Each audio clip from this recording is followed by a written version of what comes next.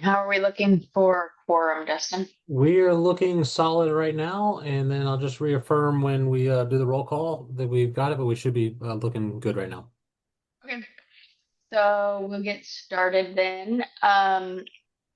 If you want to do a roll call, Dustin, please. Alrighty. Angela Hopt, Here. thank you. Roger Haringa, I'm not seeing online. Let me just look at that real quick. Okay. Joe Mayo, not seeing online. Che Fortaleza, Present. thank you. Tim Woodard, Here. thank you. Steve Belzak, not seeing online. Lance Dahl. Lance, I see your name over there. Are you? Here, I'm just Thank you. trying to get unaudioed here. No worries. Thank you for joining us. Hoyt Jeter.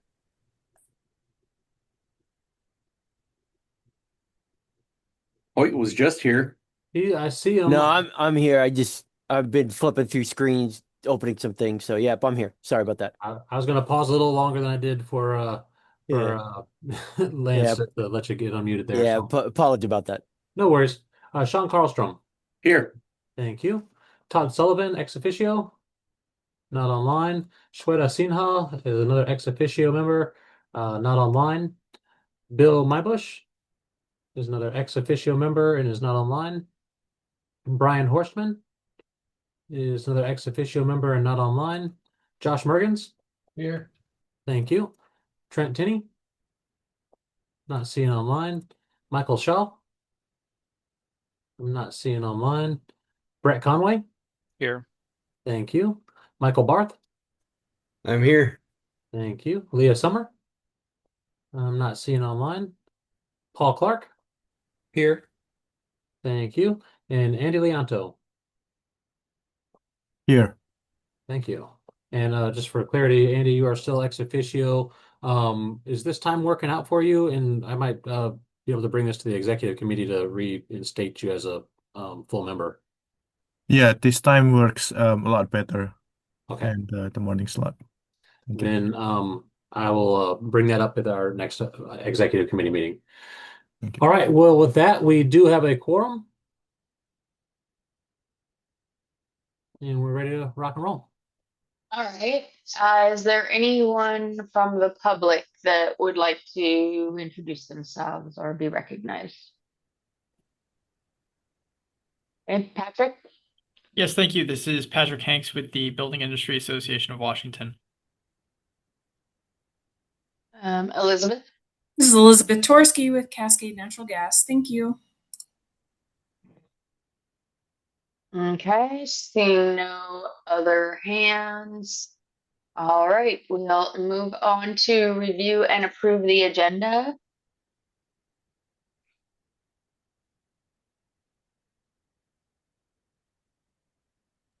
I make a And I motion get to a approve the agenda. I'll second that. This is Tim. All right, do we have any other discussion? All right, seeing no hands, all those in favor signify by saying aye. Hi. Aye. Aye. Aye. And those opposed? All right, that motion passes. Next, we'll move on to the minutes from March 19th. Okay, those are on the screen now.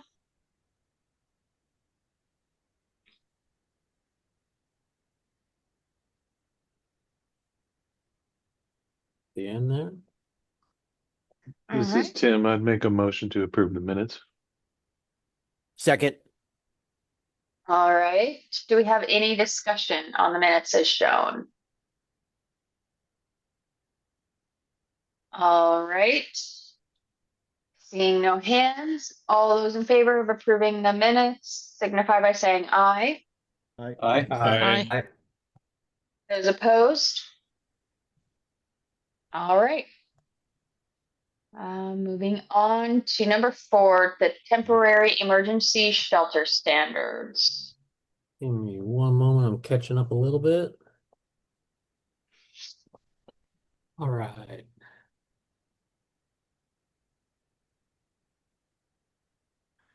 All right, so we have this document that I'm showing on screen posted for today's meeting.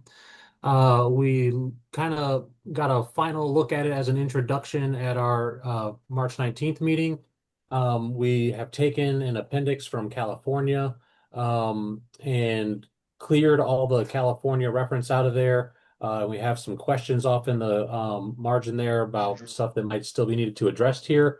In one of the big gaps that I had that I had missing in here, which doesn't have like really any language for Washington in it, is the definitions of emergency. After our last meeting, our council member Tom Handy reached out to me and provided a website that um, kind of spells it out for what the local emergency powers are. And I'll pull that over here to the screen real quick. Well, I guess, before we get into that, so we approve this document to be as close to aligned with Washington as possible. And now it's our job here to finish polishing it and get it ready for recommendation into the code. This is a legislative mandate task that we're working on here. The goal would be to get it into the CR 102 for the 2024 codes. If that doesn't happen, though, it is okay. This being a legislative task, in the previous times of this code cycle, we've taken the approach that these legislative tasks don't have to align with our 2024 main cycle rulemaking. If this didn't get in with the CR 102 for the main 2024 codes, we would still target it for inclusion in the 2024 codes and the publishing of those. It would just follow a slightly different timeline than what's shown for the 2024 codes as a whole. And also, just as a notice, I noticed right before the meeting that I neglected to upload our temporary emergency shelters topic summary. So just a couple minutes before the meeting, I dropped a new document on the meeting. This is one that's been posted for our meetings in the past. I just forgot to bring it forward into this one. There's been one small modification to it that I did after the 19th meeting, which is the topic of using the tiny home appendix to use as a base language. And that's what we've approved and got here before us today. So before we maybe jump off, is there any comments from folks or direction we want to head in, or should I just hop right into that local government authority for declaring emergencies? Just maybe, this is Tim, just a small, probably point of order. You said the tiny home appendix, but I think we agreed to use this temporary emergency shelters appendix. Yeah, I would agree. And I was reading off of our emergency shelters topic summary, and for some reason I have it in there as a tiny home appendix. Okay. So I'll correct that as we go through stuff here today to read the California appendix, the temporary emergency shelters. All right. Any other comments or direction we want to take, or I'll lead us right into the local governmental authority. Patrick. Yeah. Just curious, what's the name of the California appendix that you started with? I believe it's the temporary emergency shelters appendix. Let me bop into some older documents here and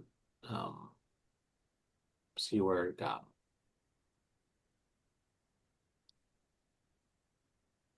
So pulling open that, it's actually Appendix P, Emergency Housing, and I'm having trouble popping it on screen real quick. It's not playing nice.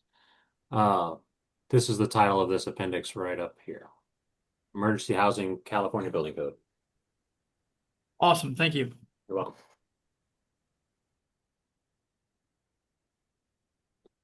So let me just update my topic summary here to make that appropriate.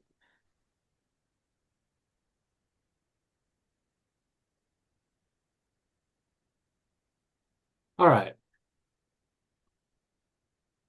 So moving down, so the topic of governmental authority for declaring emergencies is kind of really only contained within the definitions here. We have a lot of definitions to start with the word emergency. Right before the meeting, I was digging into what Tom provided so I could hopefully have a guided discussion here. But the web page that he provided is an MRSC web page. And it's emergency declarations and authority. And Tom indicated this would give us all the answers we needed when it comes to the local powers for enforcing this. So when I was researching for today, I came down to this on this page spot and found the city and county emergency authority. That just drops us down to another section of the page. And I think that this gives us a really good overview of what the counties can do in response to emergency. But the main point that I pulled out was that it references RCW 38.52.010, which I have open here. And this is definitions to be used across the chapter. And in here we have these three definitions right here are the ones that I found relevant to the discussion. You'll notice that they won't match up specifically with the definitions titles that we're looking at in the appendix we're working, but I think they're applicable to what we're talking, and maybe we would just shift those definitions to mirror these or include some of these other definitions as well. And so with that, I'd open it up to the tag for some discussion on this one. Or the public as well.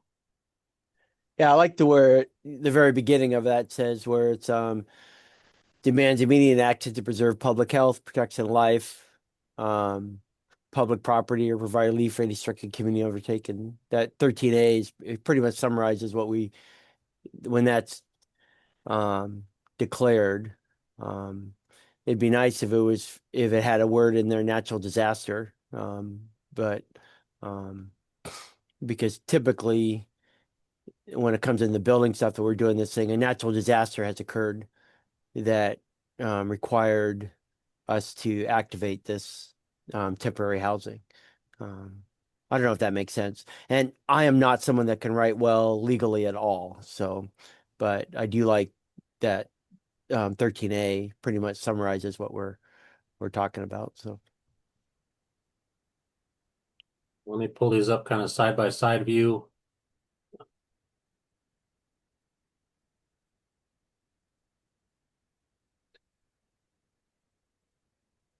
And so we've got local emergency and state of emergency are the two spots that I have targeted for this discussion here. I agree with Hoyt that I liked 13A in here, but as I read further, I liked the other definitions as well, or at least components of them.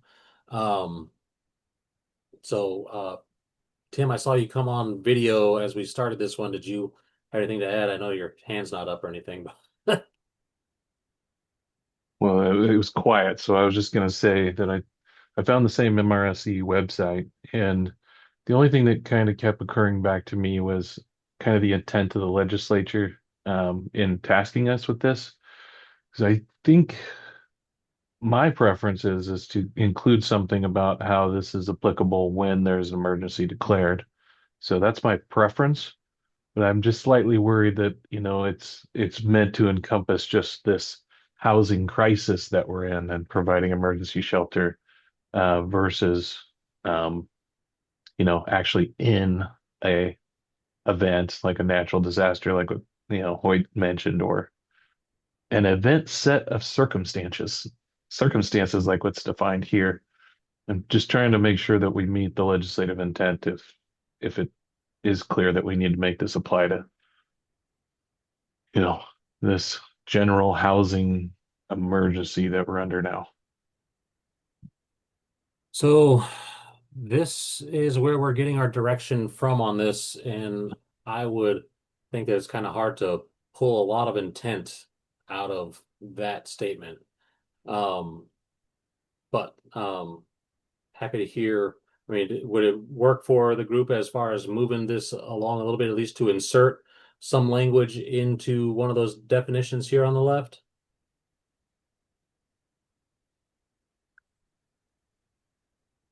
I think so. So again, this is Tim, just kind of getting back to like what I think is reasonable and accountable for when we're having these emergency shelters pop up. it would be when there is some sort of an emergency that's declared. So if we took that 13A that was discussed earlier and utilize that definition for a local emergency, I think that would work well.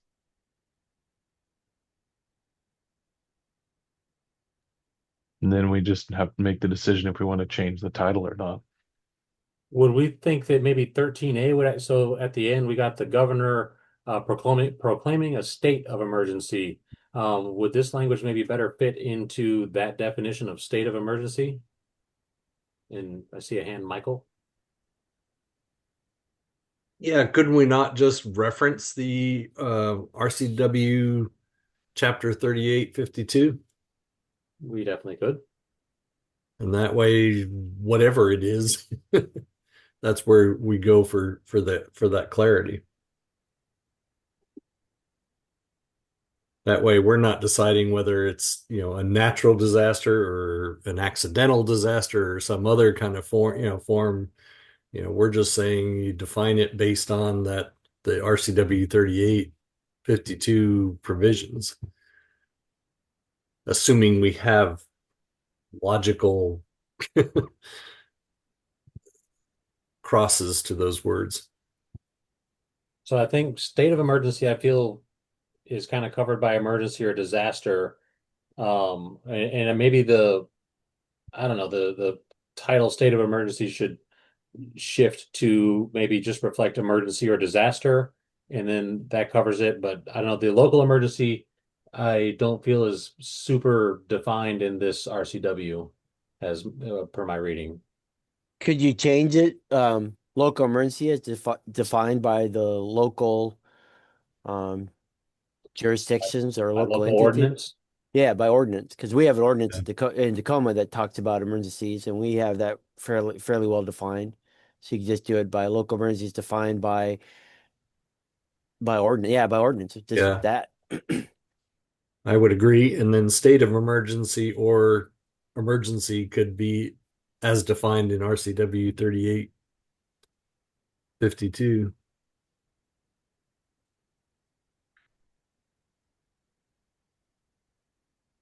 Angela. So I went back and looked at the bill report for Senate Bill 5553, and it's talking basically about like the encampments that we see every day. Not every day, but say like in our church parking lots and things like that. It's just referencing temporary shelters versus having the word emergency in there. So it's kind of like, I don't remember who just said it. If it was, I think it was Tim, that and whether the actual legislative intent is for if there's a natural disaster or if it's just emergency shelter for homelessness is kind of what this report is referring to. So I don't know if that changes how the tag wants to look at it.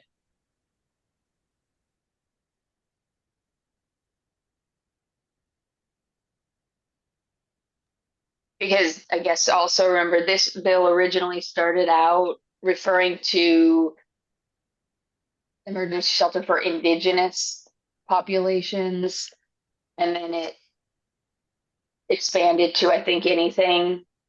And again, though, the title is emergency appears to sort of have a different definition for the Senate and House. So just something to keep in mind, I guess, as we move forward.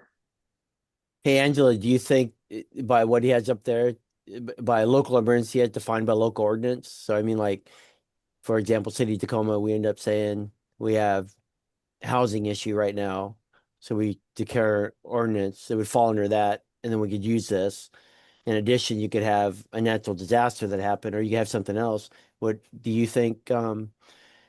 What's written right there, kind of would meet that requirement, or do you think it wouldn't? I'm just throwing out that as long as I think it doesn't say a natural disaster. So I guess if a local jurisdiction declared by ordinance that they were having a homeless emergency, they, I guess, could use it. Yeah. I Right. mean, I don't know.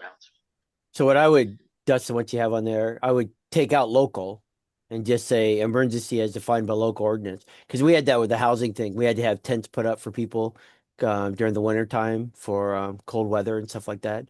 And we had to put some stuff up and created some stuff here in Tacoma to be able to put people in um, temporary tents and stuff like that.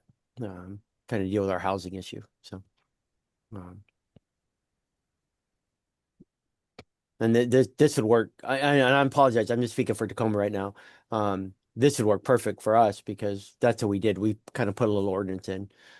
Sue Kaufman did that. So it's because we had some tent shelters to get people out of the environment so they weren't freezing and things like that, and giving food and stuff like that.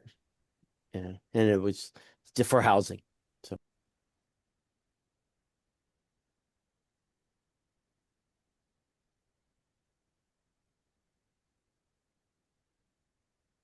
So Dustin, looking back at that RCW 3852, those definitions,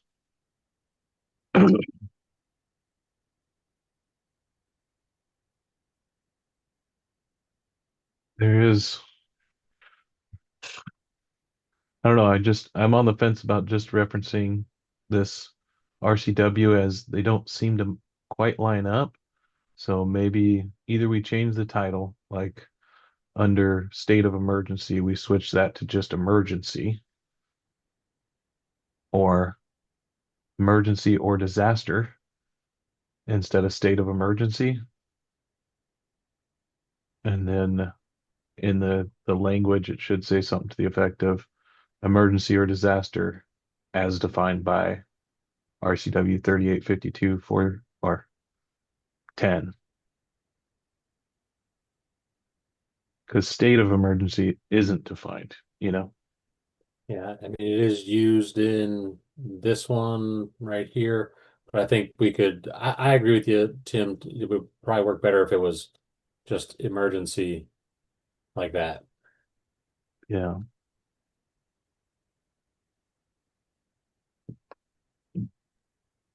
I also agree.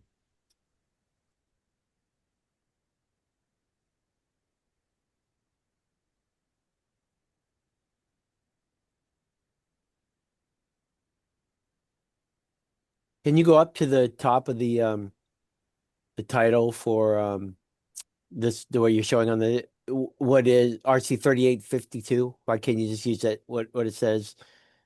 Oh, you want to go up to What do they actually? Oh, they don't actually give it a name, do they? For that, I always I thought mean, maybe they it's had it. definitions is that whole section we're Yeah, just in. yeah, okay, yeah.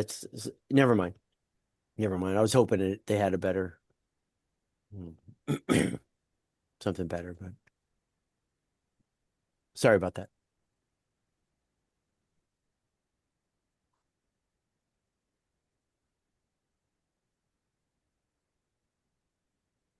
Okay.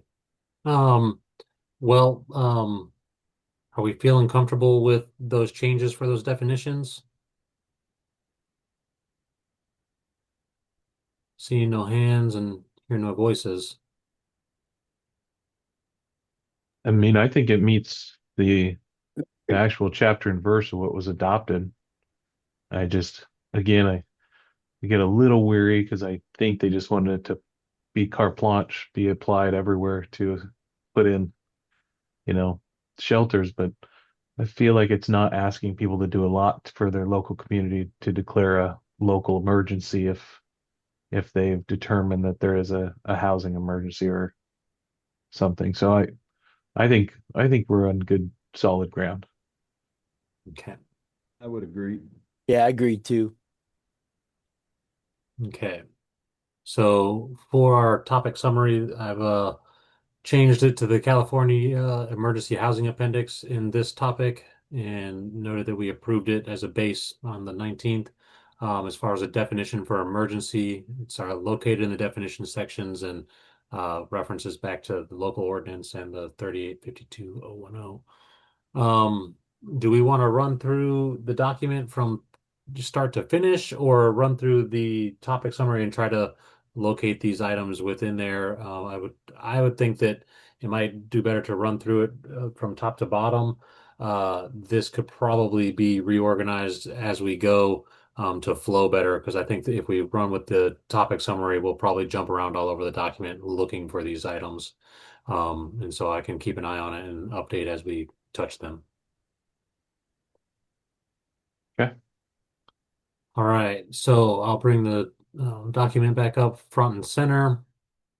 And we'll just run through this. I think my personal thought is a user note would probably be best to be developed last, and if one's needed at all. Yeah, I agree with that. Yeah, user note is just once it's all, we've finished it all, we can kind of give a user note how it applies. I definitely agree with that because it'll change I'm sure as we go through this, we'll keep thinking of other things to put as a user note. I don't think we have that on our topic summary. I'm going to add it at the bottom. And comments save for last. All right, moving through our general. We didn't have any comments through the discussion of this as a baseline document before, but I don't want to just brush over the scoping of this appendix. My thought is that in alignment with what Angela was saying is that, the statute direction isn't super clear. If we're looking at the bill report, it talks more towards emergency housing encampments than emergency housing in existing buildings. But I do feel strongly that this one should encompass both, and I feel like that's captured good within this scoping. All right, moving on to definitions. I'll just pause at the ones that I have notes on, and then if anybody sees something they'd like to talk about, please just raise hand or speak up, and be happy to review anything on this document. So, a declaration of shelter crisis definition. Wait, go ahead. Yeah, this one when you have in here in which a significant number of persons are without the ability to obtain shelter. It's a very wide open. I mean, there's no definition for significant number of persons. I mean, one person may think 10, one may think 200. You know what I'm saying? I don't care if you leave it in there or not. I just wanted to bring that up just so it's on record that, someday I don't want to stop anything on this, but it'd be nice if that was better defined somehow. I mean, because you have a declaration of shelter crisis, you get one house that, let's say, catches on fire, right? And of course, the person can't live in that house anymore. So you got to have a shelter crisis for that one person. That's not a significant number of persons. But what if it's an apartment complex? Significant to them. Oh, yeah, absolutely. Absolutely. Don't get me wrong on that. But then you go, let's say you look at an apartment complex, or you look at something like that. That's the only thing. It's not a big deal. I just want to bring it up that, that's going to be kind of how someone thinks of that. Maybe in the future, that could be a better defined term. But I just want that's it. So don't need to stay on any longer than that. I just wanted to bring that up. So Tim? I agree with just deleting it. So if a local jurisdiction can already declare an emergency by ordinance, their ordinance could then further define what it means to have a declaration of shelter crisis or anything else. So we've captured this in a very general way by allowing local ordinances to create an emergency already. Yeah, I like that, Tim. That's how that would. I think that becomes jurisdiction by jurisdiction. So Agreed as well. Go ahead, Michael. What was that? I was just saying I agree as well. Any comments from the public on removal of that definition? I agree with Tim's viewpoint that it's not used anywhere else in this text as well. Was the reason it's highlighted and pointed out. And I think it's covered by other emergency stuff. So not seeing any hands. I'll leave it marked as a strikeout for this one. And that way if we take a motion on this at all, we can see the changes here. And then the next version will be posted without the change markups. Dependent unit, we don't have a comment on. I just going to name it for fun at the moment.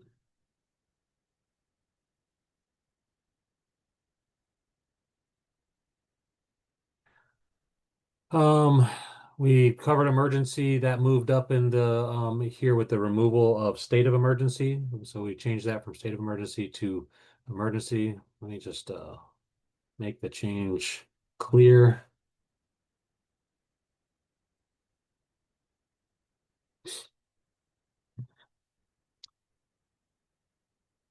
We got that one. I don't think the comments needed anymore. And you can kill this comment as well.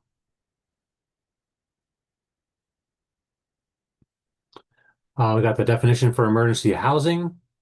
Housing in permanent or temporary structures. Would it be a benefit for me to read these or just kind of go through and touch on the ones we have comments on?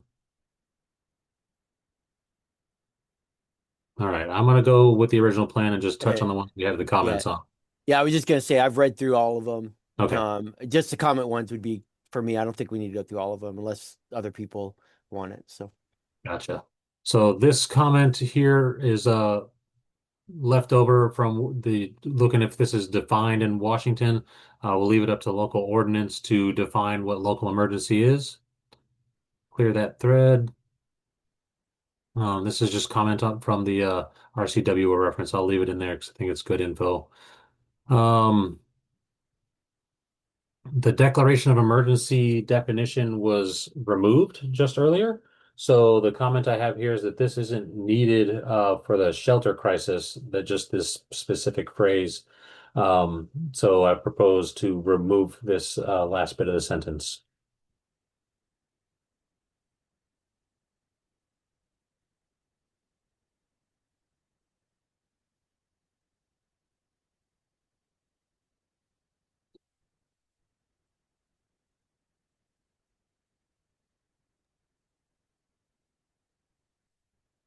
Looking for comments. I agree. yeah, Thank you. I like I do too. So, sorry, do you want to just to clarify, Dustin, if we don't agree with you, what you say on there, do you want us to say, yeah, we agree with you, or do you want us just to you just keep going on and then Well, stop you if we disagree? What would be the best for I you? would either ways works for me. If it's a bunch of dead air and it works, I'm okay with an affirmative statement. But definitely, if you don't agree with what I'm doing, by all like for sure, bring that up. All right, the comment on existing buildings. There's a question on this topic. If I recall correctly, I feel like Angela, you might have been the genesis of this question, but when is a change of occupancy triggered? And the discussion was at the time of original construction and or alteration and the provisions of this appendix. I feel like this one could be a little bit longer discussion topic, but is there any comments on the question that we had kind of associated within this section?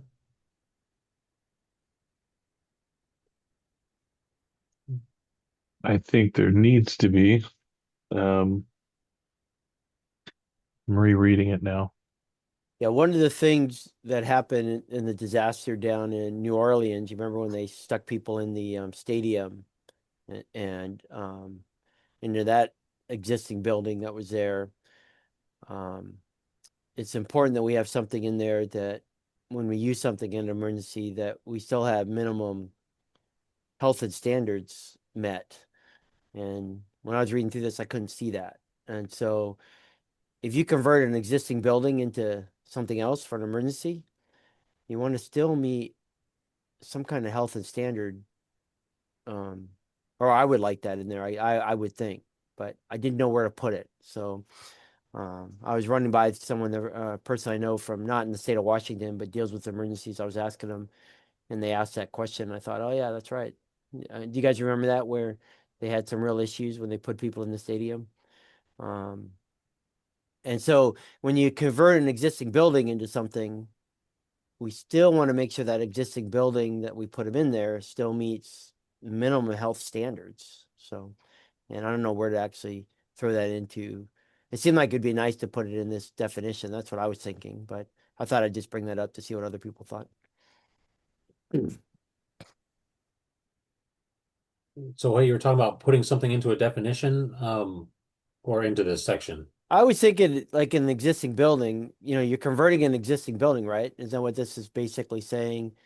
For existing building or structure, emergency housing shall not become continued, but basically somehow putting in this definition, the existing building shall still meet minimum, kind of a general statement, minimum health and living standards, something like that. You don't want someone to put someone in. Most people put them in tents and stuff, but this is where you'd actually go into a building and make sure it has proper facilities to be able to house people appropriately. Not only the life safety, but health and standard issues. And I didn't know how to put that in. So hopefully there's smarter people on this line than I am. And maybe they could think of something that would be easy, or where would be a good place to put that. Well, Michael, you have the answer, correct? I do not have the answer, but I the challenge. Yeah, I have discussion points, is what I have.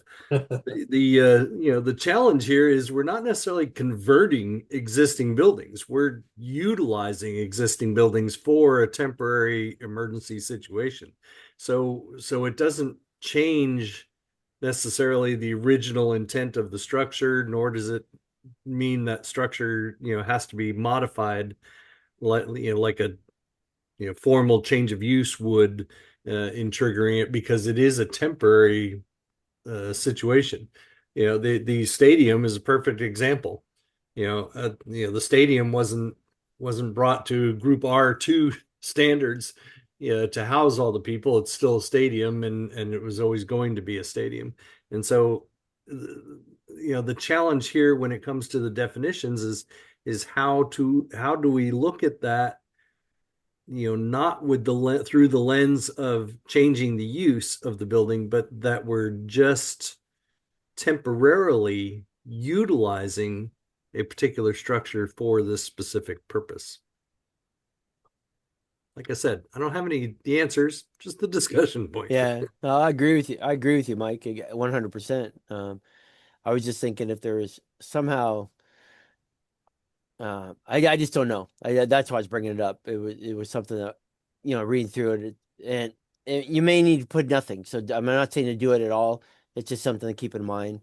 Maybe Dustin, you could maybe put it as a comment over there to just say, hey, is there something we want to? Emergency shelter for 2 days to emergency shelter for 3 months is different, obviously. So, I just don't know. Is this a question of duration in relation to this section? Okay. It could be, yeah. That's exactly where my mind is going. It says existing buildings or structures used as emergency housing shall not become or continue to be substandard buildings as determined by the enforcing agency. That's just way too broad for me. I would like to see something that said existing buildings or structures used as emergency housing shall no longer be allowed to be used for housing after the emergency is no longer declared. Or I don't know the best way, but only for the duration that there's the emergency can it be used as emergency housing in the existing building. Yeah, that Tim, that's perfect. If that wording like there is only during the emergency, or when the emergency is declared not an emergency anywhere. I like that. I wish that could be put in there somehow. I think the hard part is we're going to be left with how far to make them upgrade the building or what the standards of the building are if they're only in there for the 2 days that there's a severe weather. or if they're in there for 10 years that we have this housing emergency declared. I think those are drastically different things. And, Ardell gave us a good guideline of how City of Seattle breaks it out. And the max they allow in an existing building before a change of occupancy was 180 days. So it's kind of like the phased of how many people you're putting in there and how long are they staying determines how much you got to bring the building into compliance.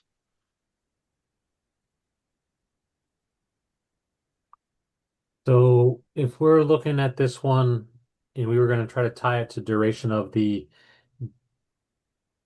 I guess, declared emergency, I guess would we, so I mean, if we're looking back up here to this section, 103.1, it kind of says only during the declaration of state of emergency. I mean, would that then set the duration for how existing buildings can be, how long they can be used? So, I mean, if I don't have a lot of experience in the local jurisdiction with how the emergencies are declared, but I would think that they do come with term limits as they declare those, or else it's just a open-ended declaration and it might be permanent. What if you just change, titles are not really defined, it's not really a thing in the code, it's what's written. But if you said existing buildings used for emergency housing, because existing buildings have a different definitions for other parts that you do throughout the code, but this would be an existing building specifically used for emergency housing. I don't know. Maybe it's because it's already under that subtitle, it would work that. But titles usually aren't, I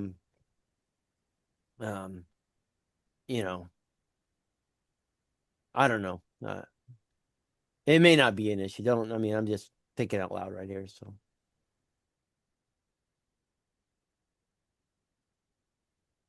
Well, I guess the flip side, or I guess there's other hands up. Michael, go ahead.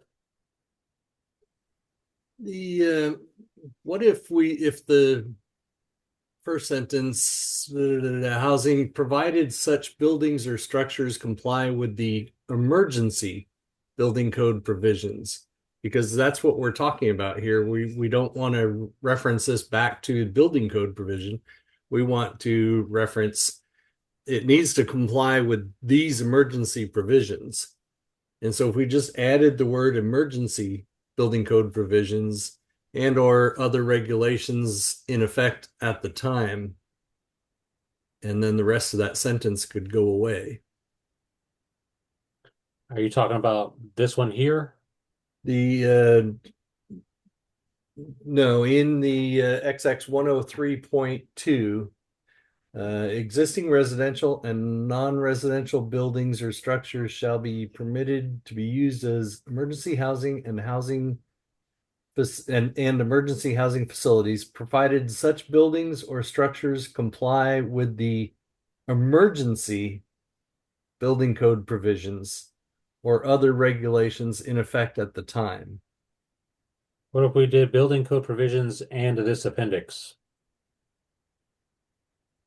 Or that works too. Just something to reference, this appendix, or the, as opposed to the building code provisions. And then in effect at the time, I don't think we need to get to original construction. Yeah, exactly. Tim? I'm kind of going back to XX 103.1 where you show that it's for the duration of the declaration of state of emergency. So that is in there. It's under general, but it doesn't appear to comply or apply to existing buildings. So I almost still think we need to add something like that at the end of existing buildings.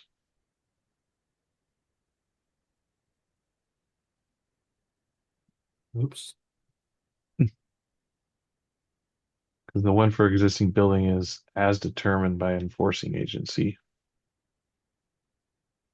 What if we not just kill language.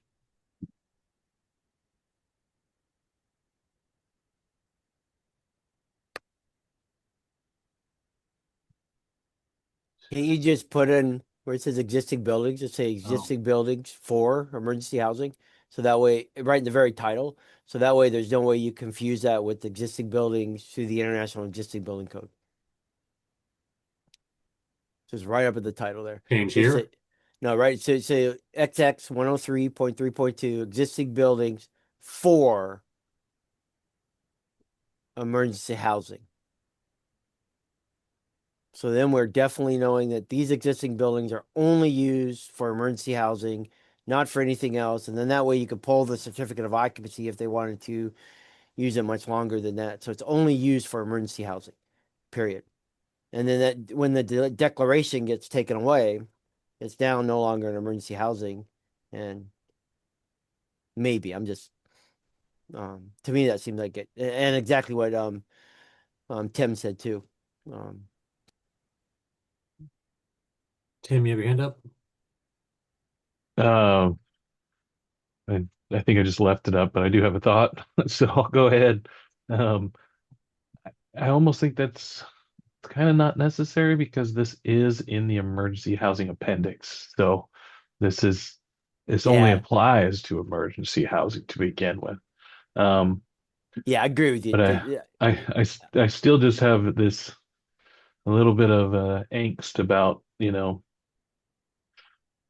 the duration of the emergency housing. And like we got it in there now, but then it's almost like we need to break it down on how far we're going to require these buildings to be upgraded to be used for emergency housing. As we get down through the other code sections, maybe those all get kind of better answered, but right now all I see is 70 square foot per person. I would be curious if it has provisions for when they need to be sprinkled, when they need to be have two exits, when they need to, those types of things. So I think it's worth looking into a little deeper as we go along. Michael?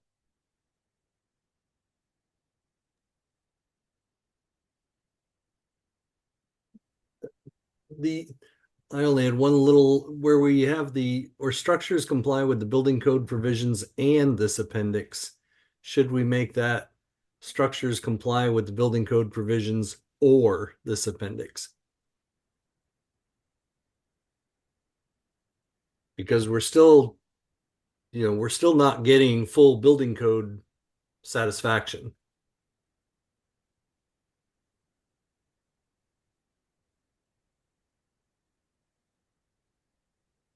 And then as for the emergency housing or not, it's I agree with Tim. It's not necessary, but I don't see any harm in it either. While we're on this sentence, real quick, I'm sorry. As I've been rereading this, I feel like if we have this section here, if we delete it, it might leave it open that somebody constructs an unpermitted building, and then they move a bunch of people into it, and then they maybe try to comply with this appendix. I feel I'm having heartburn over to the removal of the at the time of original construction, which might open it up for not building code compliant buildings to be considered in this appendix.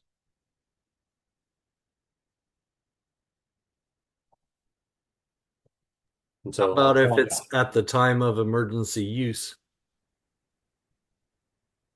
or other regulations in effect at the time of emergency use?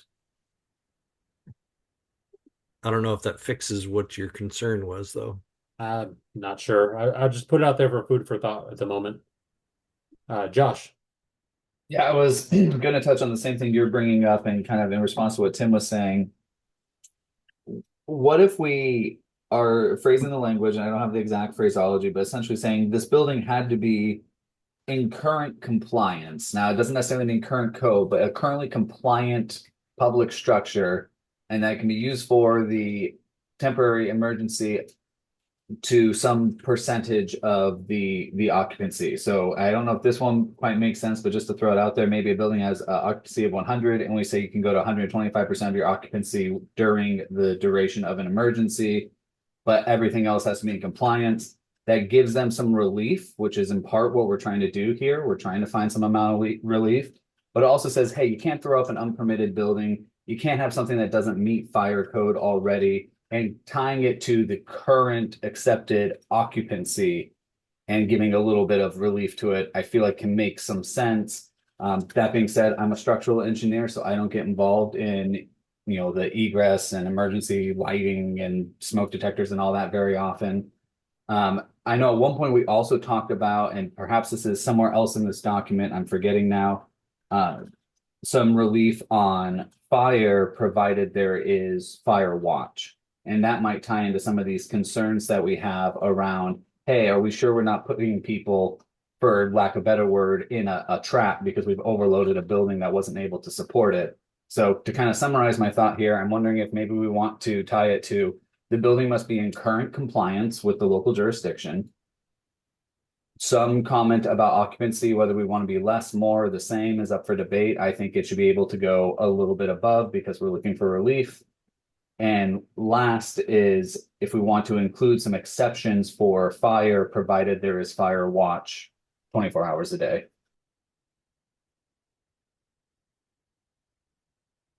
Brett. Yeah, this is slightly separate from some of our discussions, but it's relating to the issue of change of use for an existing building. That brings typically a world of hurt for structures and compliance. So I had a thought related to the existing building section here, and it said like existing buildings used for temporary facilities shall constitute a temporary use and shall not be construed as a change of occupancy or a change of use as defined elsewhere in the code. After the emergency is removed, the occupancy and the use will revert to the previous classification. And the notion is to incentivize structures and to be converted without it being further complications returning back to the original use after the emergency.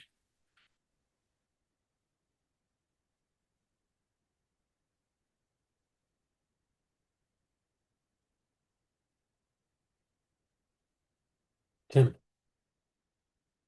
First off, what Brett either had written down, I would encourage you maybe to send it over to Dustin so that he can itemize that. I like it though. The other thing I was going to mention is existing building is defined because I heard a couple people with that concern that it could be like an unpermitted building. An existing building in the code is defined, and it does specify that it has to be a building that was previously granted a certificate of occupancy, if I remember correctly. So we aren't dealing with necessarily buildings that don't have a certificate of occupancy because they're not existing buildings by definition. That was just my thought to hopefully get rid of some concern. And I unfortunately have to jump off this call at 2, so if we need quorum for anything and I'm that decider, just wanted to throw that out to you too.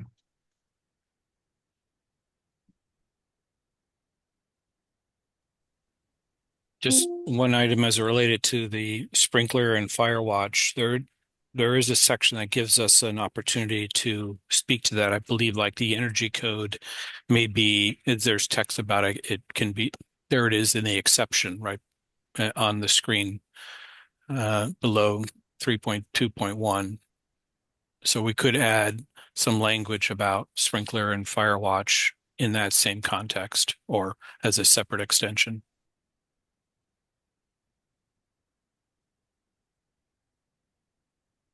And Michael, is your hand still up? Oh, yeah, actually I raised it and then Tim beat me to it. I was going to bring up the same point that both existing building and existing structure are already defined terms. So I think that's while I can appreciate the concern there, I think that works based on the current language. So what you're saying is with what the changes we're showing here right now work for what the definitions provide us for us in the, I guess. That's my thought. Okay. Yeah, you couldn't build a new building and then be considered an existing building or existing structure under the code. Okay. Well, any other thoughts on the existing building section before we maybe move on? And Brett, if you did have something written down, I would be happy to receive it and start getting it ready to put in here as we discuss stuff. I emailed it to you. Okay, let me just got it.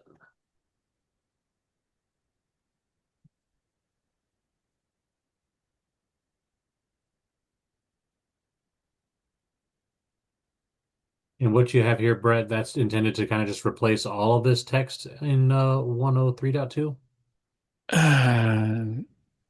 I think it's to be merged into some fashion. Okay, I'm gonna put it in here below so I don't get it confused.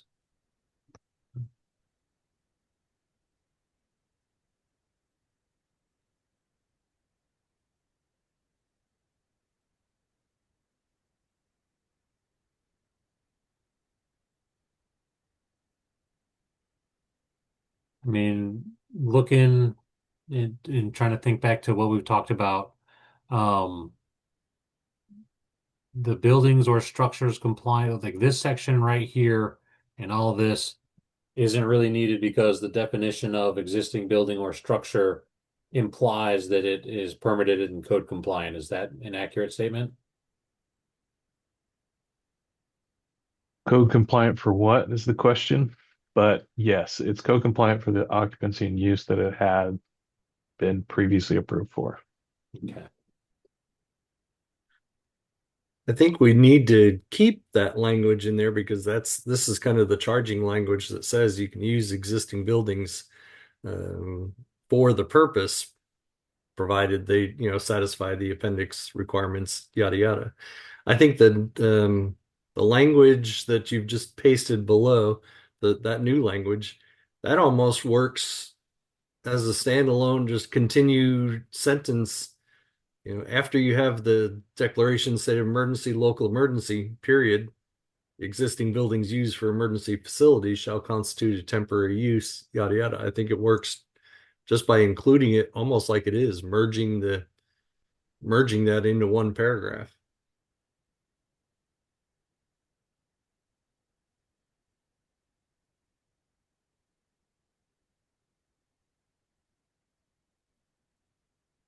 Something like that. That's what I would think because they are separate, distinct thoughts, all of which theoretically should apply.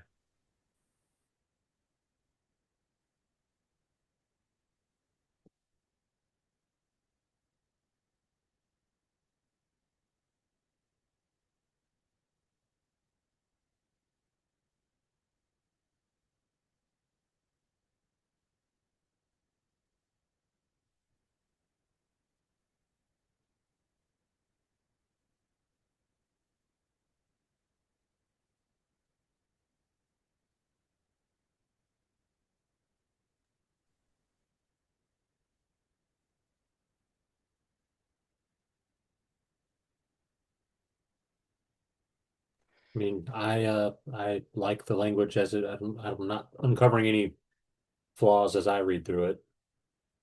Yeah, it looks to me too. I just finished reading through it too. Seems all right. All right. Seems like Well, that meets the intent, and it'll be easy to defend too. That's what I look at. all right. Well, let's put a pin in it for now. We'll leave it kind of as drafted there, and we'll keep on rolling through here. And we'll, unless anybody else has more to say on the existing buildings or thinks we should nail this down before we keep on going. All right, then I'm gonna keep on going. So down in the occupant load, We have proposed to remove this one or shift to the sleeping cabin section 104. So I would agree there's a specific section for sleeping cabins. And this section 103 is just emergency housing. What's the thoughts from the group on the separation of the term sleeping cabins from emergency housing? I mean, my thought is, as a layperson, that sleeping cabins do serve as emergency housing, and maybe the term belongs in this section, but I could also see the rationale to keep it in a section that's labeled sleeping cabins. Yeah, if you're talking about just deleting it, to me, it's fine to delete it. So it's because I mean, Is you're there just any you're heartburn? crossing out, including, you're just gonna just say for emergency housing, the minimum interior floor area may be reduced. You don't care. It could be anything besides sleeping cabins. Yeah, that's more of a Correct. commentary, in my opinion, in the code. Yeah, there you go. Commentary. Anybody have any heartburn over removal of that phraseology? And we'll keep on moving.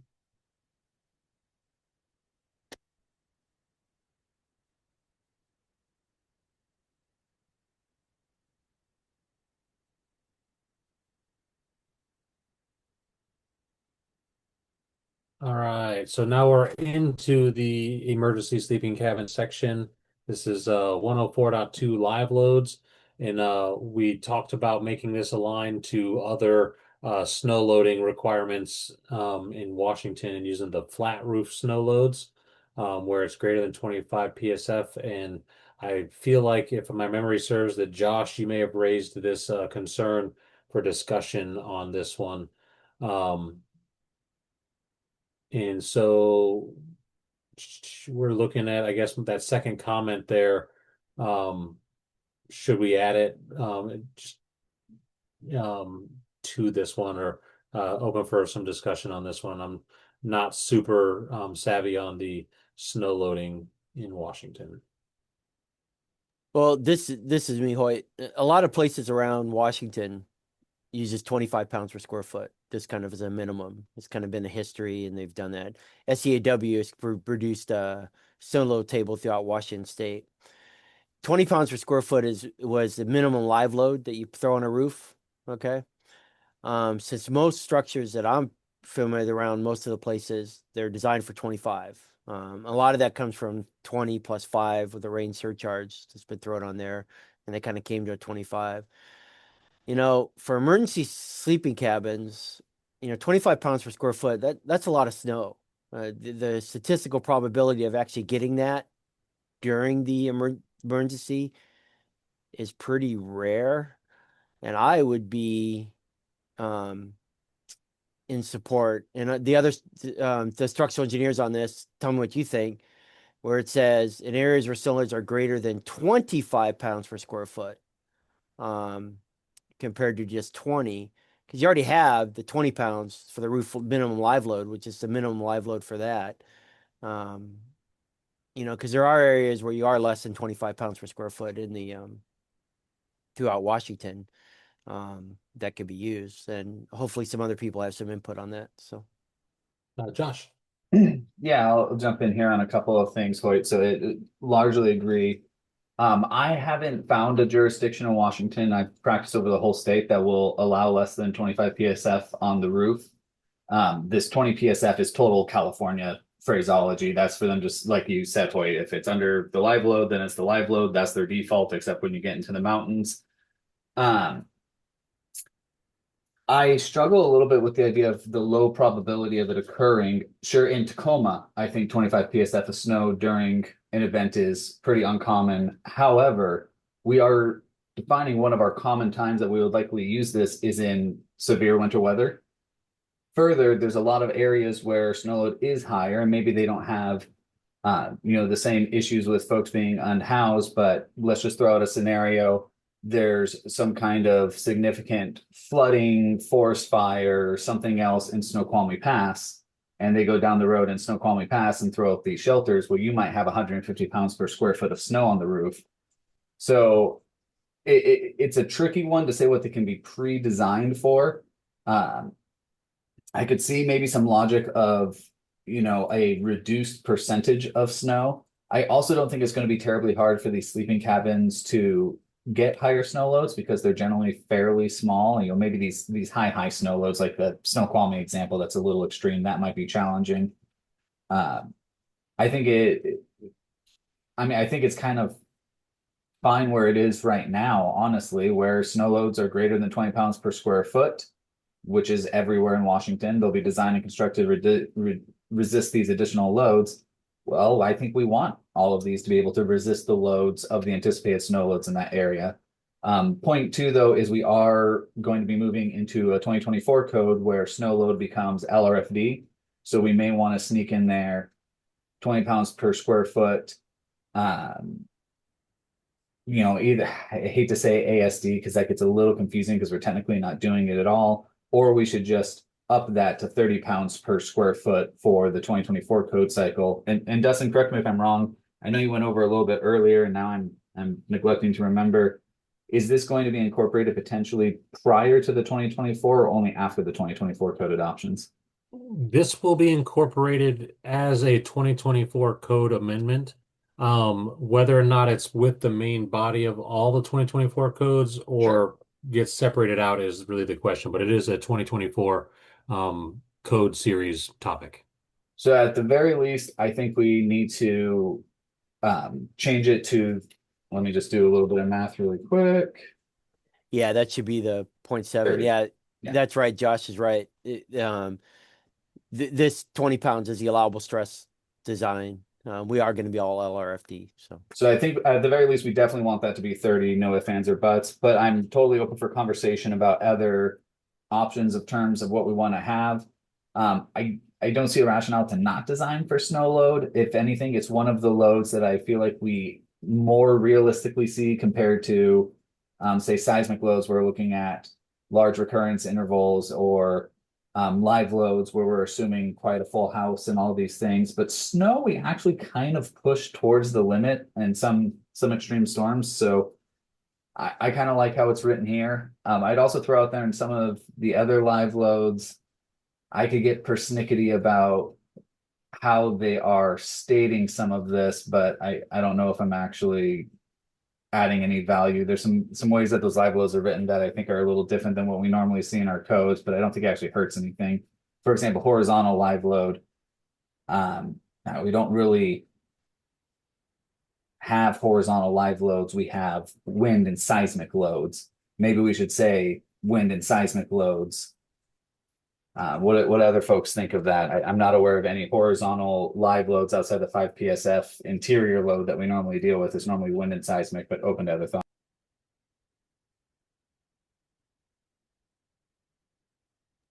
Well, since these are emergency, this is one of the things it's talked all the time about this. This is for emergency sleeping cabins.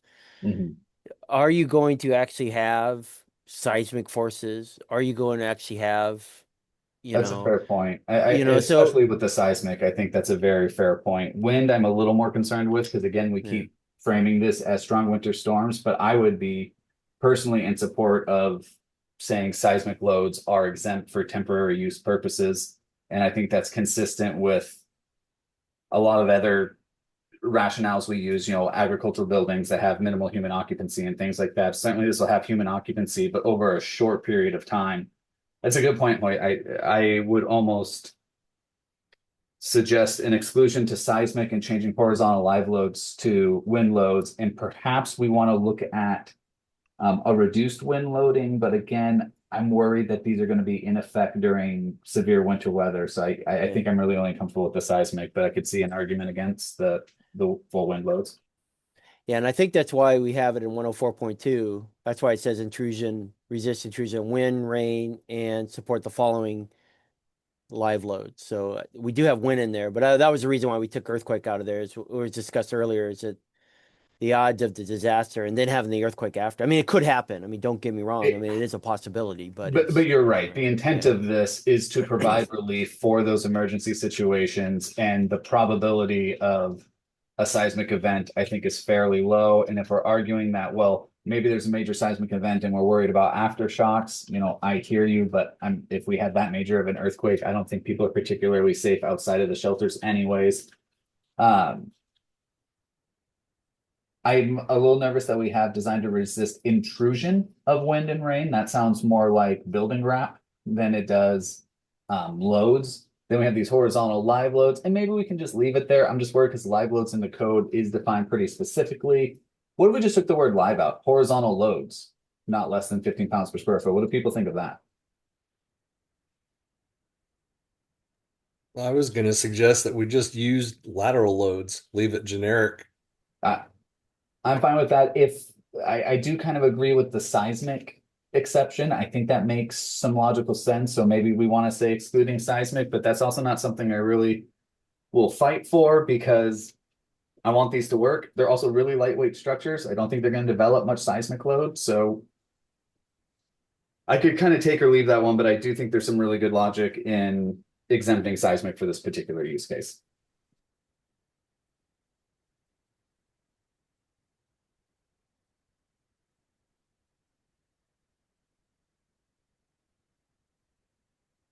I mean, the likelihood of them building a CMU emergency sleeping cabin is probably pretty slim. But Exactly. When I hear these emergency sleeping cabins, I'm picturing pretty lightweight structures where seismic's really not going to affect.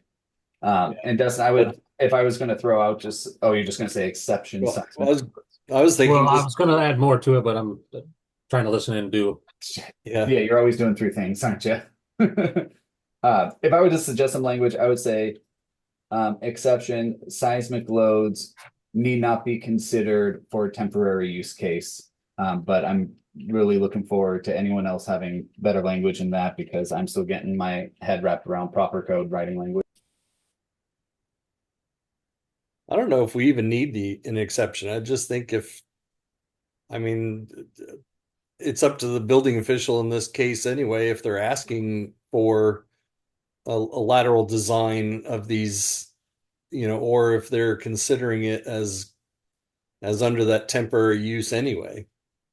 Because under the temporary provisions, there's really, it's kind of up to the building official to establish what that's going to be anyway. In my opinion, just kind of having, lateral loads not less than 15 pounds per square foot, that's gonna take into account the wind that we're most likely concerned with. And then I think being silent on the rest is almost better in this case.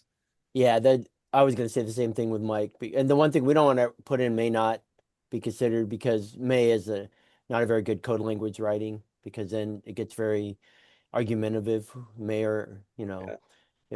but I would say that exactly. Just put a minimum lateral loads, and right now, we're done.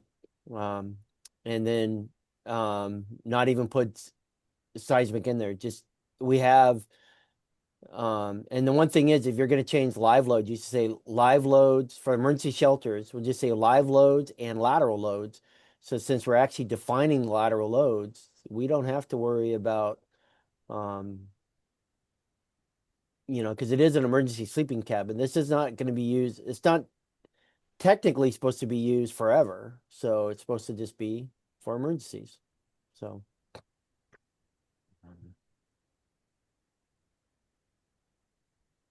I'm running some really quick numbers and I'm thinking the odds of the effective seismic load on these small structures exceeding that 15 pounds per square foot is pretty darn low. They'll never, they'll never. Agree. Yeah, I did the same thing, Josh. You'll never exceed that. Yeah, because no, those aren't, they're not concrete, big, gigantic concrete with heavyweight structures. You're not gonna have a big, heavy roof up there. The So, only scenario would be if this was particularly skinny and long in the long direction seismic could control, but that's just such a unusual, unexpected geometry. I'm good with it. Let's run with this. Thanks for the conversation, guys. That's a good solution. Yeah, I don't think we're going to see a whole lot of unreinforced CMU temporary cabins. Yeah, So absolutely. the rest of my comment was just to agree too on that 30 pounds on the snow load. I think that makes it work.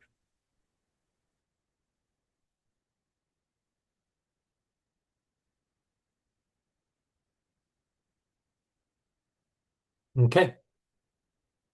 So happy with what we've got. We'll move on. So on 104.6, we have in here just as a placeholder the Washington Electrical Code. And the question I have here is, should we insert RCW 19.28? Just to be more clear. That doesn't hurt.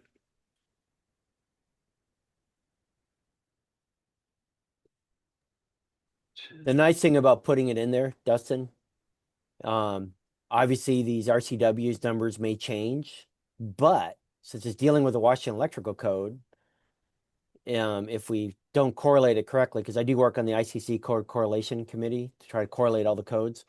The nice thing, it gives you something to look at to make sure, because if it ever changes to, let's say, 19.29, for example, I'm just throwing that out, at least you know you're in the same thing and you know you're dealing with the Washington Electrical Code. So I think it's a good idea to give people as many chances as possible to go to RCW. So they, especially for people out of state.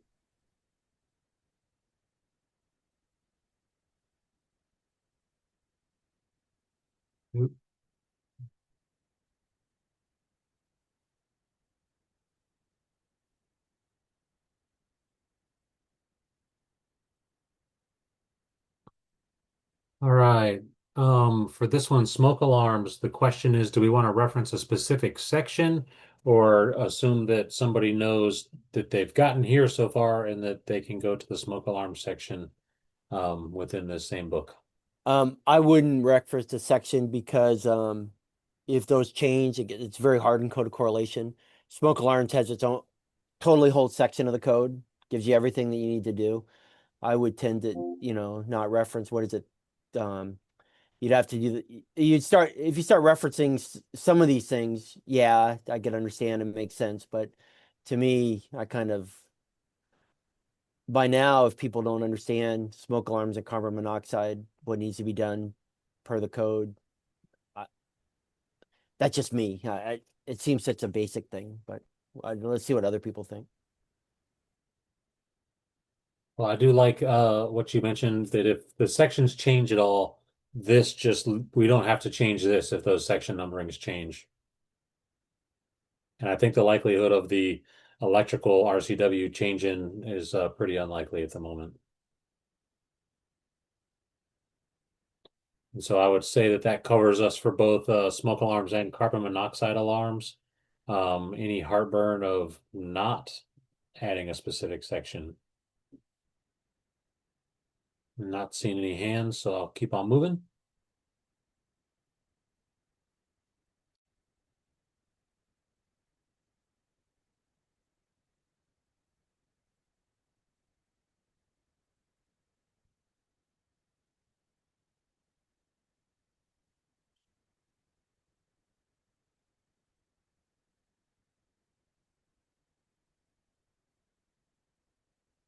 All right, getting into, so I thought I saw something different. We got to the tension membrane structures. Not a very large section. No comments within there. We do have a comment on this section for accessibility, and really the comment is just pointing to our guidelines document that's on the temporary emergency shelters tag page. Let me just verify what we have on that page. And I guess if we are referencing a document here that we have, is it not something we need to build in, or is it available to everybody? I guess is my question. Yeah, that's all available online. The ADAG stuff. it is definitely available. They have to, because it's a federal guideline. So the problem is we don't do ADA, we do ANSI for our designs, which are totally different, just given an FYI. So, but yeah, the ADAG and stuff is definitely, you're able to get that free. So Like if I was gonna, so when I look at this, when I look at this document, first I don't want to read it because it's long, but I'm looking at the accessibility guidelines for emergency transportable housing units is the title. Um, what is there any heartburn of removing these words to make if someone was to Google search this, um, well, I guess would having the U.S. Access Board final guidelines, I guess they'd be able to find that. Or what if we changed it to match the document title in the PDF? That is what we found online.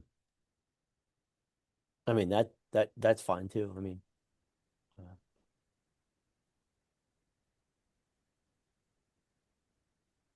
So it's but just FYI, that PDF is not in compliance with definitely Chapter 11 of the I codes. It's actually based on the older ANSI. So just an FYI. Okay. There are some conflicts in it, just a little bit, but no one's going to be doing a full accessibility design for these emergency housing. So I don't think it's going to make a difference.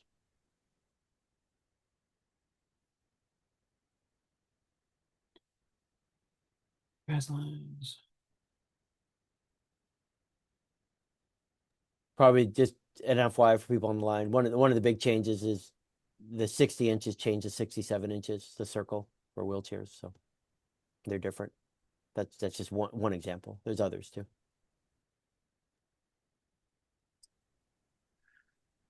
What if we left it just like that? The U.S. Access Board accessibility guidelines for emergency. I don't know. Are the edits even necessary?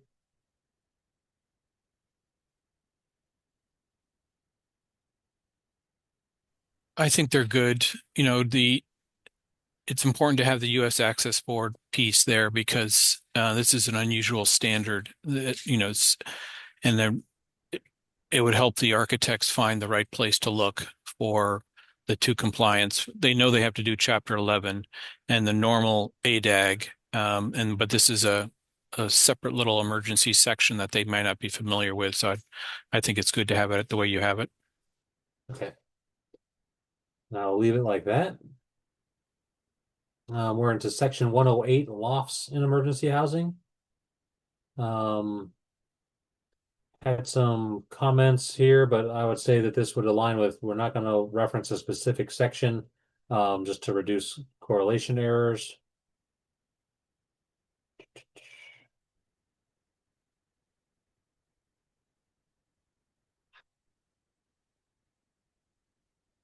Into 109, location, maintenance, and identification. No comments, and that is the end of our document. So we're sitting at about, I'm not good at math right now, at 35 minutes left in the meeting or so. Do we want to make a motion to accept these changes, or do we want to digest some of these changes a little bit more before making a motion like that? And if anybody from the public has comments on the changes made so far, please, by all means, raise your hand. Do you think, Dustin, that we should at least you made the changes for people from the public, at least give them some time to digest it at least? Or I mean, I'm at the point where I just say I'd make a recommendation to approve it. I felt pretty comfortable, but there may be something I may have missed. I've read through it fairly thoroughly. I think the changes you made make sense if that alleviates, but I'm just not sure if you want to have the public have time to I digest mean, it. definitely want to have time for the public to digest stuff, but I mean, so Hoyt, if you were going to say make a motion to approve, would you make a motion to approve it towards the BFRW committee and onto the council, or approve the Absolutely. changes and come back and digest one more time? No, I make a motion to approve it, to go ahead and move it on to council, because I've read through it a few times. The changes everyone's made on this made total sense to me, but I'm just talking for myself, so I don't want to um, if other people want to digest it a little bit longer. I mean, the only thing I'm worried about is the next time we don't have quorum. That's the only thing I'm worried. We have quorum now. I'm afraid if we don't have quorum, then we can't move it forward. I don't know. Maybe I'm wrong on that. Maybe I don't understand the rules, but Well, that's you're 100% correct on that one. But I'll pause there. Patrick, you had your hand up. Yes. No, I was just going to ask because, this isn't something really that our members are super involved in, so I haven't been keyed in as I am with other issues that are more involved for us. But I was wondering if you've had any jurisdictions engaged that have been trying to build these types of shelters, or are interested in building these types of shelters, and just get any feedback from them to make sure that any issues they have, or if this is workable for them. Just trying to be helpful and make sure you catch any issues before it goes to CR 102.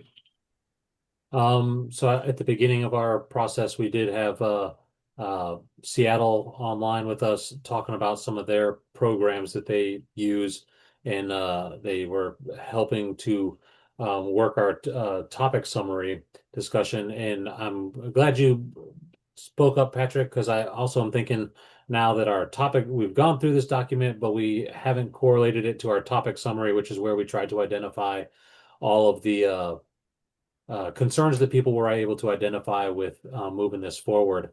So if I was to pull this up onto the screen here, we have kind of discussed the intent of the statute. We've, touched on building types. We've touched on definitions of temporary and emergency. We didn't specifically define shelter, but I think that the appendix does that for us. Talks about the kinds of shelters we're talking about. We've got a couple reference standards that we just touched on. We've been talking about local ordinance and kind of local control for the declaration of emergency. But beyond that, we start getting into stuff that we haven't talked on, which is like we originally talked about a tiered structure for emergency shelters in existing buildings and the levels of anticipated use there. And then we have covered, I think, pretty in depth the temporary structures. We talked about, you know, the engineering loads on there, and we've got provisions for all of that. Here's some more content for the tiered structure we were talking about. We've talked about duration. We didn't touch on egress much on there, but I think that if a building is code compliant, that the egress would be kind of deemed as compliant. But we didn't talk about, I think it was Josh who brought up a like 125% of their occupancy load could be used in the egressing components.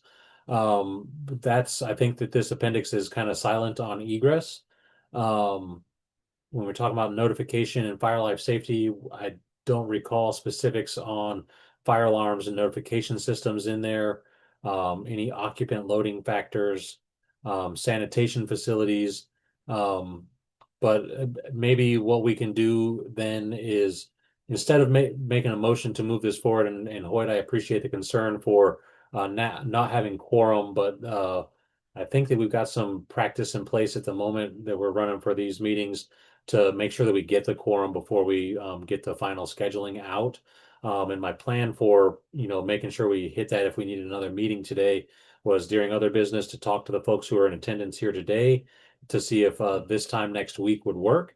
And then to send out another notification to the group to get some affirmative responses so we can be fairly assured that we'll get quorum at the next meeting. So But my one thought, thing, Dustin, real go quick, ahead. we did some of the life safety. I mean, we still have the smoke alarms, all that kind of life safety stuff. We talked about the sprinkler systems and we don't need it. I mean, am I wrong on that? I Well, thought we, you're right. okay. It hasn't been a drawn out conversation, I guess is probably my point. Um, but I would be myself trying to get stuff ready for the April council meeting and getting all of our rulemaking documents ready. If this moved today, it would make it a lot easier to bring it in with the main body of code.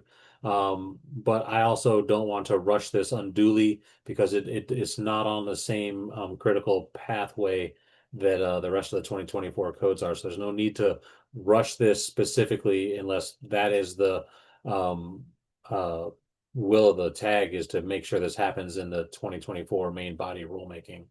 But that's the only reason to push this now. Yeah, I just want to say I'm fine either way. I mean, if it wants to wait, that's fine too. Um, it's a great start that we have though. So, I agree. yeah. And Patrick, it sounded like you would be kind of in the camp of pausing it a little bit to make sure that we are covering the topics here and maybe try to get some of those local jurisdictions who participated in the beginning back for this next one.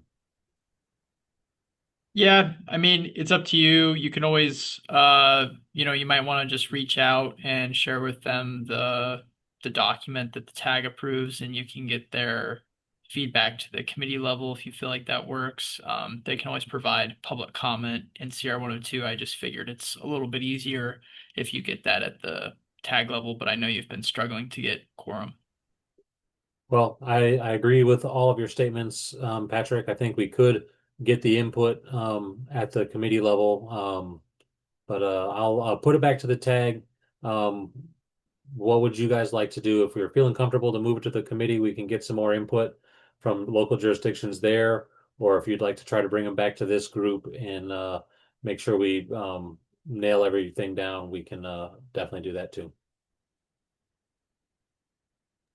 I just want to say as long as I've been doing this code review, we'll never nail everything down perfectly. I mean, I just never have seen it, or we never have a code change going through. I'm at the point from how much we've worked on it already and got it. I'm ready for public comment to go to C102. When correct me if I'm wrong, Dustin, won't people be able to put public comment in there once we put it in? It's just, and then we could change it then. I think that's just me personally. I'm ready for it to go. And so I mean I would still make that motion to go ahead and put it on, but I agree with, other people. I don't know. I'm one of these people that, nothing's going to be perfect. I mean, no matter how hard we work at it, it's never going to be perfect. But, the disasters aren't going to happen right. We may not have another disaster for 20 years. So we still have time to change it later on too. So There you go. So are you making that motion then, Hoyt? yeah, I still would like to make the motion to go ahead and Okay. move it through, but maybe I may not get a second though. So I'll second it. Yep. It's Conway. Okay, we have a motion to approve the proposal and a second. Is there any more discussion? I'll throw one discussion piece. I am in support of the motion, and I'll be voting for it as well. There were comments about other life safety pieces, but the document actually has that in section 103.4, where it specifically addresses any fire and life safety requirements not addressed in this appendix.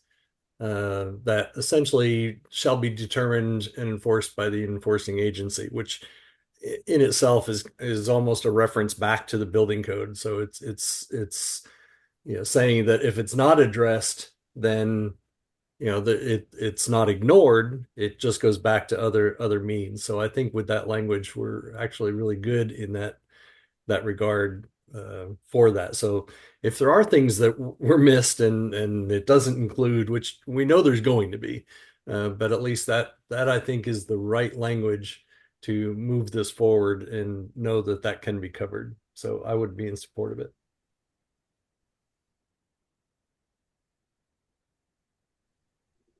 All right. Just to try to capture everything, I'd like to try to restate the motion, and then Hoyt and Brett, if you could just affirm that I'm hitting it. The motion would be to move this document as edited today to the BFRW committee with a recommendation to adopt into the 2024 code. Yes, that's correct. Agreed. Then All right. Angela, I'll turn it over to you. Do we have any more discussion? All right. I'm not seeing any hands. So now, all those in favor of approving this document signify by saying aye. Aye. Aye. Aye. Aye. Aye. Those opposed? All right, that motion passes. So with that, does that mean this tag can finally take a rest? I believe so. All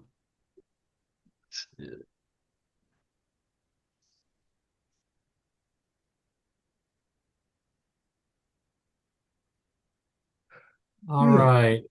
So closing out that one, that brings us to other business. At other business, I was planning on making sure we had some planning for the next tag meeting. But since we've made a motion on this one to move to the BFRW committee, all that has been put on the plate for the IBC tag is finished. There is potential for future work for this tag throughout the remainder of this code cycle, primarily to respond to opinion requests or other work that might be handed down by the council. I'm not in anticipation of any of that.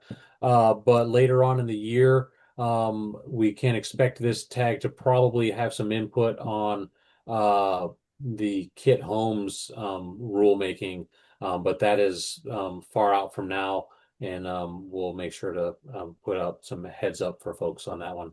But yeah, I really appreciate folks being able to come together here to get this last item pushed across the finish line. And it'll be the goal to get this in with the 2024 rulemaking documents with all the rest of the code language. If for some reason the code revisor doesn't get this back to us, it'll just have to take a separate one, but it'll be parallel and pretty much following up about 2 weeks after the rest of the rulemaking, just for the normal timelines. So really appreciate everybody's input here across all the meetings that we've had. And you guys do good work, and we couldn't do what we do without you. All right, thank you, everyone. And with that, I will adjourn the meeting. Thank you. Thank you. Thank you all.